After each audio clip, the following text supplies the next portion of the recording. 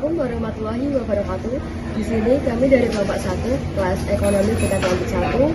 Perkenalkan, nama saya Octavia Neterawati dari kelas 11-8. Perkenalkan, nama saya Maurayu Puspitasari dari kelas 11-2. Perkenalkan, nama saya Istiadah Bunga Kumala dari kelas 11-7. Perkenalkan, nama saya Satria Putu Sasyabdra dari kelas 11-9. Perkenalkan, nama saya Muhammad Taufik dari kelas 11-1.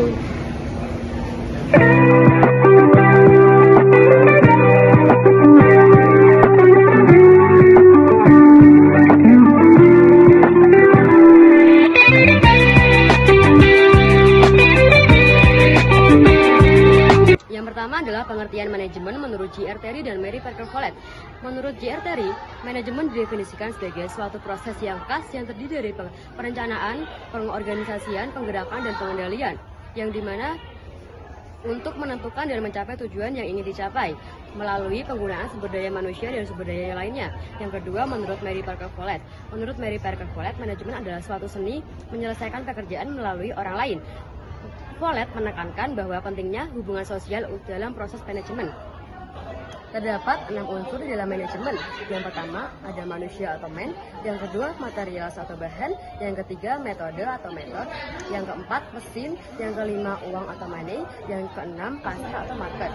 Lalu ada fungsi manajemen. Yang pertama, ada perencanaan atau planning. Perencanaan atau planning adalah tahapan untuk menentukan tujuan yang ingin dicapai, yaitu terdiri dari 5W 1H. Yang pertama ada what atau apa. Yang kedua ada why atau kenapa. Yang ketiga ada who atau siapa. Yang keempat ada where atau gimana. Yang kelima ada when atau kapan. Yang keenam ada how atau bagaimana.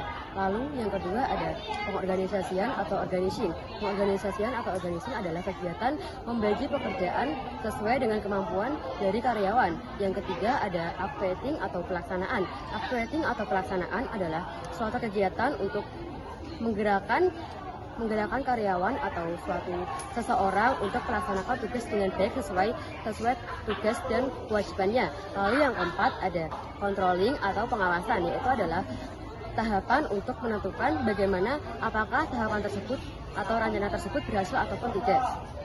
Mana seorang pemimpin bertanggung jawab membentuk strategi, kebijakan, dan juga jalannya suatu perusahaan atau usaha. Contohnya adalah General Management, CEO, Direktur. Yang kedua adalah Middle Management. Middle Management adalah posisi di mana seseorang menggunakan otak atau rasional juga kerjasama yang seimbang. Tugasnya adalah mengawasi unit kerja dan juga menerapkan rencana yang disusun. Contohnya adalah Kepala Departemen.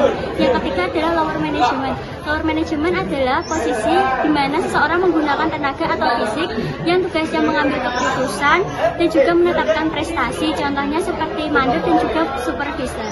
Keterampilan manajemen dibagi menjadi 3. Yang pertama adalah keterampilan teknis. Keterampilan teknis melibatkan keterampilan yang memberi manajer kemampuan dan pengetahuan untuk menggunakan berbagai teknik guna mencapai tujuan bersama. Yang kedua adalah keterampilan konseptual. Keterampilan konseptual melibatkan keterampilan yang dimiliki manajer dalam hal pengetahuan maupun ide untuk merumuskan ide-ide atau masalah. Yang ketiga, keterampilan manusia atau interpersonal. Keterampilan ini adalah keterampilan yang menunjukkan kemampuan manajer untuk berinteraksi, bekerja, dan juga berhubungan secara efektif. Bidang manajemen. Yang pertama, manajemen produksi. Manajemen produksi adalah suatu kegiatan yang dilakukan untuk mengatur jalannya proses produksi yang dilakukan oleh suatu perusahaan.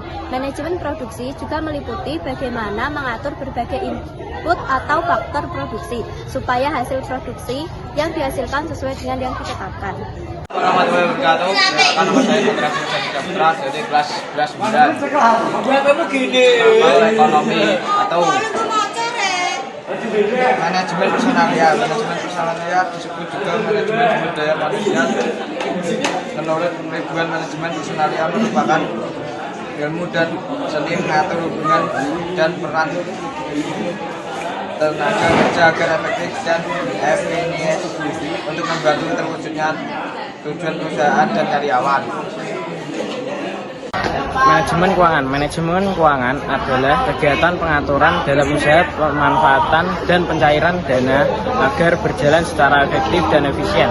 Manajemen keuangan merupakan salah satu fungsi menyediakan dana untuk memenuhi kebutuhan perusahaan.